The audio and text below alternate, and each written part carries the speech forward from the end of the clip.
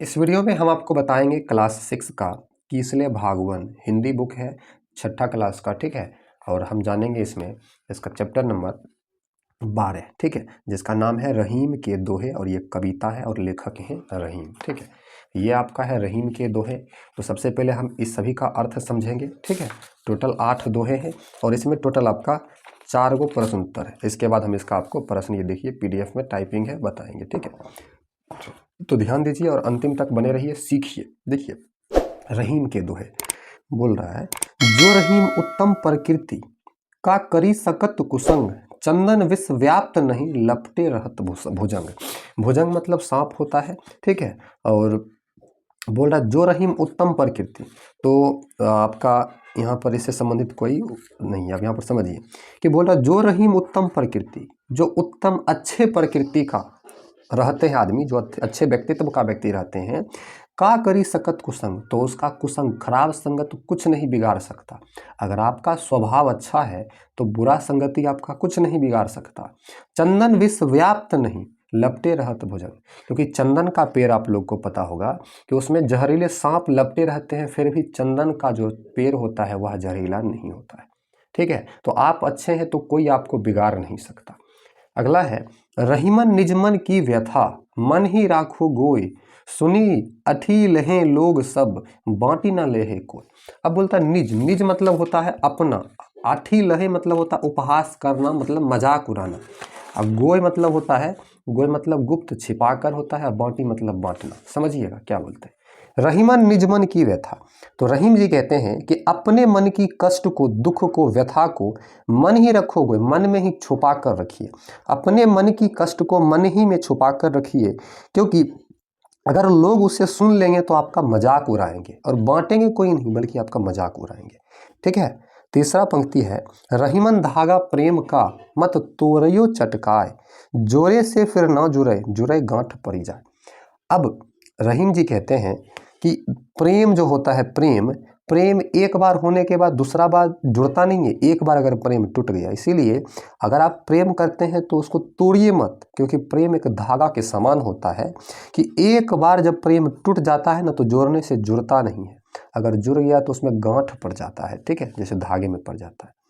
अगला है, तरुवर फल नहीं खात है, सरवर पीही न पानी, कही रहीम पर काज हित, संपत्ति संचही सुजान। अब देखिए, तरुबल फल नहीं खात है, तो तरुबर का मतलब हुआ, तरुबर का मतलब हुआ वृक्ष। ठीक है, और संचही मतलब होता है इकट्ठा करना, सरबर मतलब तालाब हुआ, परकाज मतलब परोपकार हुआ। ठीक है, और प्रकृति मतलब स्वभाव हुआ। देखिए क्या कहते हैं, तरवर फल नहीं खाते है, वृक्ष अपना फल कभी नहीं खाता है। ठीक है, सरवर पीही न पानी, और तालाब अपना ही पानी कभी नहीं पीता है।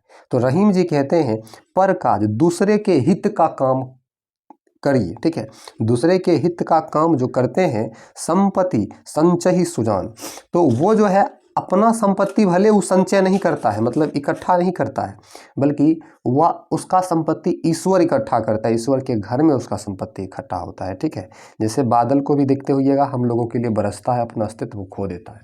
तो उसी प्रकार जो व्यक्ति पर हित, दूसरे के लिए हित के लिए काम करता है, तो उस व्यक्ति का संपत्ति भगवान के घर में क्या होता है, संजोया जाता है।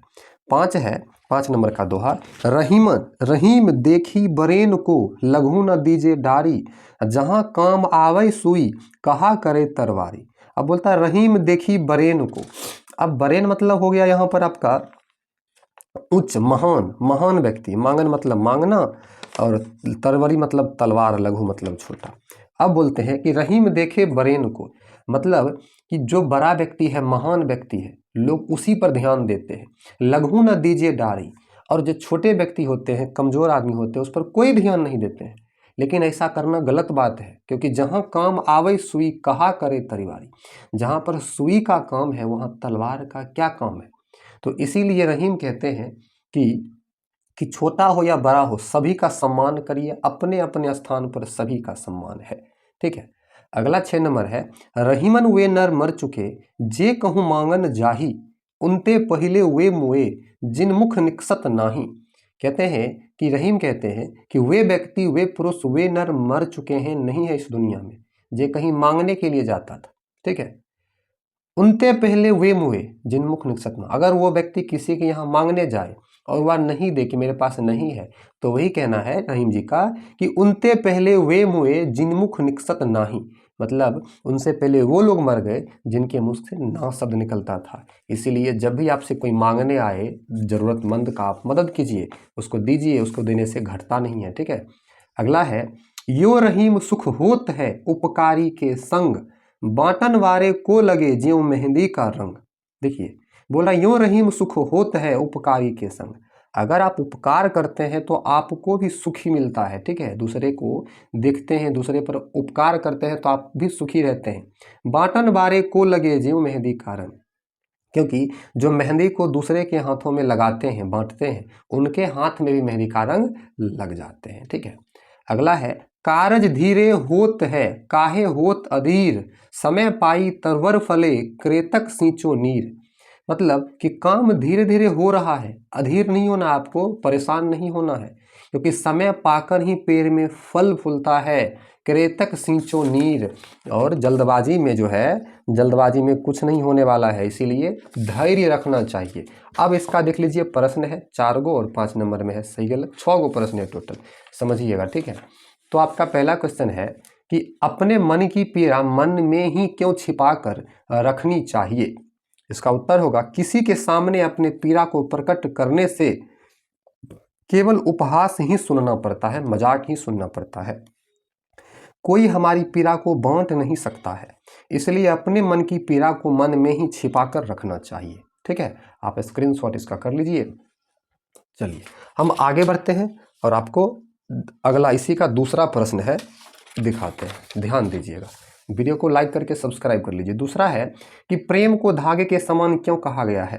तो इसका उत्तर होगा कि जब धागा टूट जाता है तो जुड़ता नहीं है, अगर जुड़ता है तो गांठ पड़ जाती है। उसी प्रकार प्रेम यदि टूट जाता है तो उसे जोड़ा नहीं जा सकता, यदि जोड़ने का प्रयास भी किया जाए तो उसमें गांठ पड़ ही जाती है, इसलिए प्रेम को धागे के समान कहा गया है। ठीक है, तीसरा है किसी से कुछ मांगने के कर्म को कैसा बताया गया है और क्यों। तो उत्तर होगा किसी से कुछ मांगने के कर्म को मृत्यु के समान बताया गया है, क्योंकि यदि किसी से कुछ मांगते हैं, यदि वह नहीं देता है तो हमारा काम बिगड़ जाता है, अर्थात अपने काम को हम नहीं कर सकते। ठीक है, 4 नंबर का प्रश्न है सज्जनों की संपत्ति किस कार्य के लिए होती है। उत्तर होगा सज्जनों की संपत्ति परोपकार, दूसरे के उपकार के लिए होती है। जैसे पेड़ परोपकार के लिए फलता है तथा नदियां परोपकार के लिए बहती हैं। 5 नंबर में है रहीम की कुछ सूक्तियां नीचे दी गई है, पाठ के आधार पर उन उदाहरणों को लिखिए जो उन सूक्तियों के प्रणाम स्वरूप दिए गए हैं। तो जैसे है कौन नंबर कि अच्छे लोगों पर बुरे लोगों की संगति का बुरा प्रभाव नहीं पड़ता। तो उत्तर होगा इसका कि जो रहीम उत्तम प्रकृति का करी सकत कुसंग, चंदन विश्व व्याप्त नहीं लपटे रहत भुजंग। ठीक है, और अगला इसी में और भी है, चलिए ध्यान दीजिएगा। ख नंबर, तो ख नंबर हमारा बोल रहा है कि भले लोग मतलब सज्जन लोग परोपकार के कार्य पर खर्च करते हैं। तो इसका उत्तर होगा तरुवर फल नहीं खात है सरबर पिही न पानी, कही रहीम पर काज हित संपत्ति संचही सुजान। ठीक है, ग नंबर है हमें बड़े छोटे सभी का सम्मान करना चाहिए। तो इसका उत्तर होगा रहीम देखी बरेन को लघु न दीजिए डारी, जहां काम आवे सुई काह करे तरवारी। ठीक है, अगला घ नंबर है दूसरों का भला करने वालों का अपने आप भला हो जाता है।